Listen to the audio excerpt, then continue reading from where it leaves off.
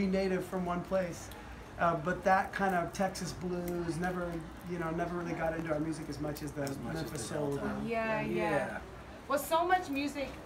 I mean, I'm a music historian. Kind of, we have a Music Preserves Foundation, and we're educating people about the history of music, and it kind of started in the Delta, you know. And rock and roll. That's Memphis rock and right roll. there. I mean, blues, and so I feel like, you know, there is something like almost in the soil there. There's something that like comes out, and I don't know if it's, you know what the history of the area, or the actual like humidity and the still water and all that. I mean, you know what I mean? It's like a mixture. Yeah, it's all of it, isn't it? Yeah, it's interesting. Whether it started there and continues to be there and its action influence, or it just happened to start there and people pulled from that and feel it when it doesn't even matter, because when you go there, you feel it. That's me too. You know, because I go every year like you guys do, and I feel like it fills up my soul, and then by the time I get back there, I need to be refilled in a way. We had to kind of make sense of it later, I would say, when you, Joel, like we were so influenced by that area, and musically we kind of investigated and discovered all those, you know, artists later, but it all made sense kind of later because it had been kind of infiltrating us and seeping in forever. We would start changing our accents when we were circling Memphis internationally, kind of start slipping back into that slower pace, and like the mosquitoes and the tree frogs and the pace and the humidity and everything slows down. Mom called that going home. That's what we always say, is that Mom would say we're going home for Thanksgiving or whatever. So and home to you guys still means that. Well, yeah, that's where our roots are. It's both for us, though. You know, this is where we grew up. We grew up here in the ocean, so we have a sense of home here. But our mom's narrative all through our childhoods, we're going home, we're going home, we're going home, and we would always leave to go home.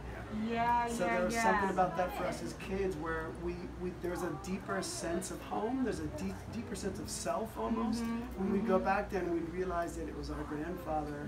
He was the one who cleared the marshes. He was the one who cleared the land. He and his grandfather, so that they could work it.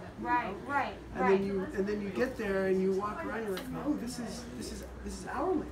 And there's something about that, you know. That's different than, you can't get that in California, really. No. You know, small square. I know, and I have a similar situation. So you guys, when you came out here, like you grew up here in Orange County, which is vastly different. You know. It was bizarre as little kids because you don't add those things up when you're little. But like we'd be in the Pacific Ocean in the morning, get on a plane, and be in the Mississippi River and the lakes. Kind of like our grandfather's farmland, where our family is Horseshoe Lake. It's an old offshoot of the Mississippi when it used to water more. And then when it was straightened out, it was a lake kind of thing. So that's where we go. So we'd be in those two bodies of water going, wow, this is super different, but this is great that we have that grounding force. Because it feels grounding. And so that's where your like extended family is. And so were they musical? Is that were your musical influences from there? Or there's a lot of artistry in our family. There aren't a lot of musicians per se, but there's a ton of arts. You know, our uncle was an actor, and he was in some pretty cool movies in the late 70s and 80s, and all of our cousins. There's a bunch of artistic expression. There's more music in the second generation. In our generation. In this generation, but there's just a ton of inspiration. There's a ton. And so much music came from there, and I think there's a reason why so much music came from there, is it feels soulful when you're there. And so much of that soulful music kind of came from the South, you know. But you guys, your music is kind of a mix to me, because you have that soulful, almost gospel blues, but then you have California music is a little bit lighter, it's a little bit, you know, and you guys blend it, which is interesting to me. It took a long time to make sense of those things. Like, I think it was disparate for a long time, where it was either one or the other, and then it began to kind of marry. I think largely because we started to accept the fact that it was okay to be a couple of white brothers from Newport Beach and still play some soul music. And some of that Newport Beach is going to seep in because you can't help it. You can't help it. That's how we love it, because the California coast is just sacred to us. I mean, me too. Like, I'm a California person now. We're in the Pacific this morning and do that as regularly as we can, and it is inspiring in the same way that the soil is in Memphis. So we always say it's a combo of the beach and the bayou. But it's That's a our unique truest combo. expression. Not that many people have this combo. No, And it's hard to do.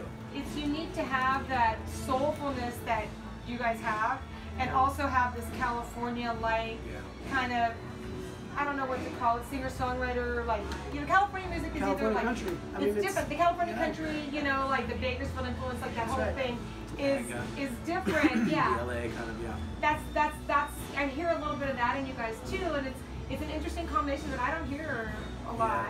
You know. Well, we're largely influenced by a lot of those musicians who came in the 60s and 70s from LA. There was a huge scene in Topanga and Laurel Canyon. I know, yeah. And I love pretty much all of those artists, you know.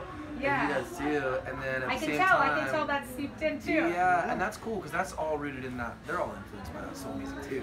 Yeah, you know what I mean? It's not like they were like over here. I mean, that was all. It's just a. But it's lighter. It had that Bakersfield thing, and it's kind of like, you know what I mean? It was different than what you get in Memphis or, you know, like. And we love the Beatles and we love the Stones, and really they were the ones who reintroduced that Southern music to America. Absolutely. And so do you have any idea this is who inspired Absolutely. And so all of that stuff, it's all cyclical, it's all drawing from that same well, you know. So how did you guys, because I'm educated like you guys are on this, so how did you guys get educated on this? Not in school, right? This is not something that's taught.